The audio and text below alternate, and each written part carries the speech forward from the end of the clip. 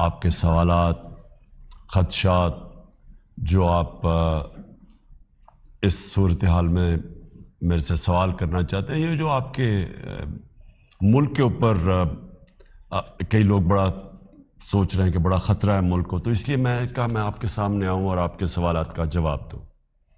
لیکن میں صرف آپ کو صورتحال سمجھا دوں وہ ہے کیا. ہم نے فیصلہ کیا الیکشن کروانے کا. ہم نے اسمبلی، میں نے اور میری ٹیم نے اسمبلیز ڈیزالو کر دی. وہ کیونکہ 1.5 سال سے بلکہ 3.5 سال سے اپوزیشن بار بار یہ کہتی تھی کہ حکومت نااہل ہے، یہ عوام میں جائے گی تو عوام انڈے ماریں گے ان کو، اور انہوں نے ملک تباہ کر دیا. تو یہ 3.5 سال سے اور بار بار کہہ رہے تھے کہ جی پرائم منسٹر پھر سے الیکشن استعفیٰ دے، یعنی الیکشن کروائے. تو میں نے تو وہ کر دیا، میں نے تو اناؤنس کر دیا الیکشنز. تو سوال اب یہ ہے کہ یہ سپریم کورٹ کیوں چلے گئے ہیں؟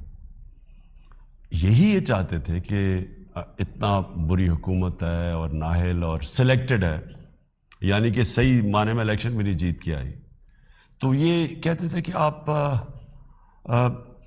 عوام کے پاس جائیں الیکشن کروانے کے لیے. تو جب ہم نے الیکشن اناؤنس کر دیے تو میرا سوال یہ ہے کہ یہ سپریم کورٹ میں آپ کیا کر رہے ہیں؟ یہ چاہ رہے ہیں کہ حکومت بحال ہو. تو میں صرف آپ کے سامنے یہ رکھنا چاہتا ہوں کہ کیا یہ بہتر ہے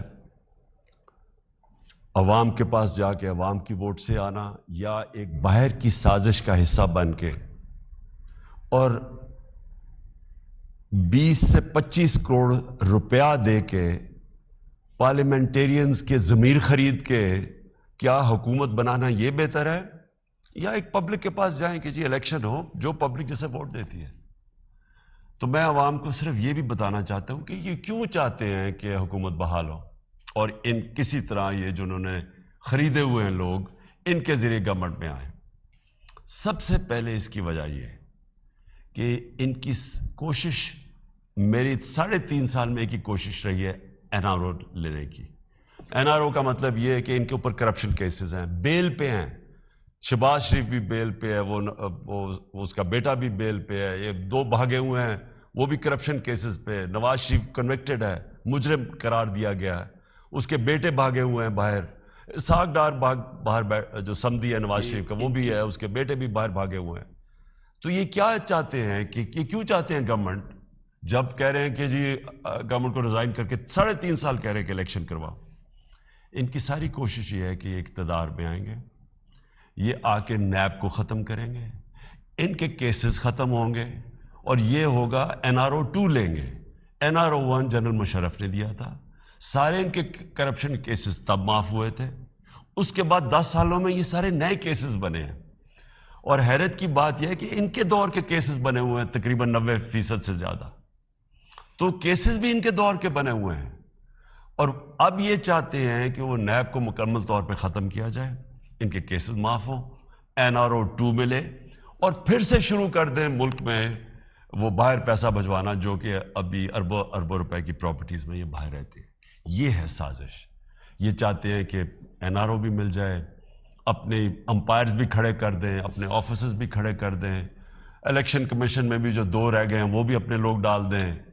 تو ایک جو ساری زندگی انہوں نے فکس میچز کھیلے ہیں، ان کا صرف کوشش یہ ہے کہ میچ یہ صرف جیتے ہیں امپائرز کو ساتھ ملوا کے.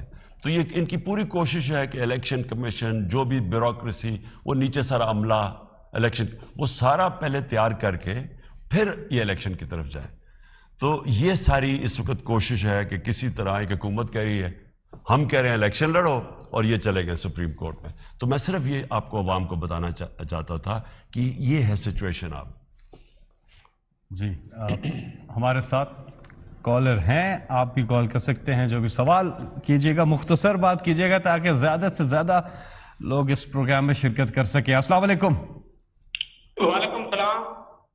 جی کون صاحب کہاں سے بات کر رہے ہیں؟ بات کیجیے وزیر اعظم عمران خان صاحب سے. محمد یعقوب قریشی چولستان روئی سے بول رہا ہوں.